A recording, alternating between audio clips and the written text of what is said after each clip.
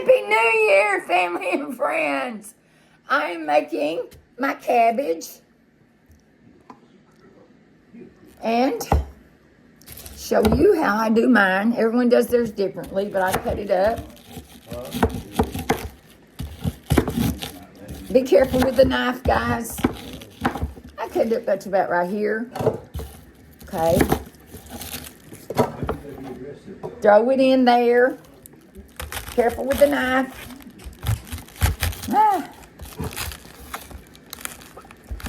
Let me cut this up and I'll be right back. Okay, family and friends, I have cut it up and I'm just going to do it this way. And I do, like I said, be careful with the knife. Okay? Because you have to have a pretty sharp knife to cut into this cabbage. And I use the whole head of cabbage. If you want to use half, if you don't have a big family, then just half. Whatever your heart desires, as I always say. Okay. Got it all in here. Alrighty. There it is. It's all in my pan there. And now I'm going to go over to the stove area. Okay. And I'm going to just add water, like right up there with the cabbages. I just use bottled water. You don't have to use bottled water if you don't want to. Okay. And then any seasoning of your choice. Well, where's my tripod one? Anyway, any seasoning of your choice. I'm going to put my house seasoning as always. If anyone asks about my house seasoning, let me know. I do have video after video of it, but I will revisit if you need me to. So, water, so about right here. Let it boil. Then, let it drain. And you'll have the most magnificent cabbage ever. Now, I put butter in mine. I know it's, oh my gosh. Yes, I do. I put about a half a stick of butter, my house seasoning, salt, pepper. Cabbage loves salt, okay? And there you go. I'm going to be coming back with my meatloaf and let y'all see how I do that. See you soon. Hey, family and friends, I'm back. This time, I'm going to show you how I make my meatloaf. I was on there before on my page, and a video, and I showed you how my mom in love used to make hers. This is how my mama and daddy made theirs. Okay. First of all, I've got my hamburger meat in here. Okay. And then I have onions and red bell pepper. Add to it. And then I have 2 eggs. You know me, I'm going to make a mess one way or the other. It's okay. It's Very Best Kitchen. Okay? All right. Let's get it up a little bit. Okay. Now, next, I usually use meatloaf fixin'. It's in a can.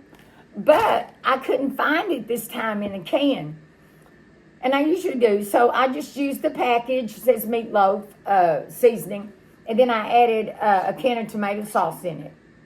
Then I'm just going to do about half of this for now. It was a whole can of the large tomato sauce and then the whole package of meatloaf fixin'. I don't know where that package went. I threw it in the trash. And last but not least, I always put crackers in mine. A lot of people use breadcrumbs. I don't like it. It's too soggy. So I'm just breaking this up, my crackers. And I'll show you everything in here in just a minute. Okay. And this is just like a half a sleeve of crackers. And if I need more, I'll add more. All right. Now, here comes the messy part. You can use gloves if you want to. I'm going to use my hands that the Lord gave me without gloves. Okay? my tools, shall I say. And preheat your oven to 350. And you can use any pan or, a glass, as long as it's oven proof. And I just have this one. All right, here we go. Like I said, it's messy. That's without saying. You got to get in here good with your hands. Okay. And I see right now I may need some more crackers. Okay. Oh, it's going to be delicious, though. It's going to be delicious. All right. Let me get this all married in together, and I'll be right back. Okay, I am back, and this is what it looks like, okay? And just kind of take your spoon or whatever you're using, whatever utensil, and just kind of spread it where it's pretty evenly, okay? Like that. Now, I told you that I saved some of my fixing, my meatloaf fixing, my tomato sauce I'm putting together. And I'm going to put this on top of my meatloaf. Okay? This way it's not at all dried out. And I'll just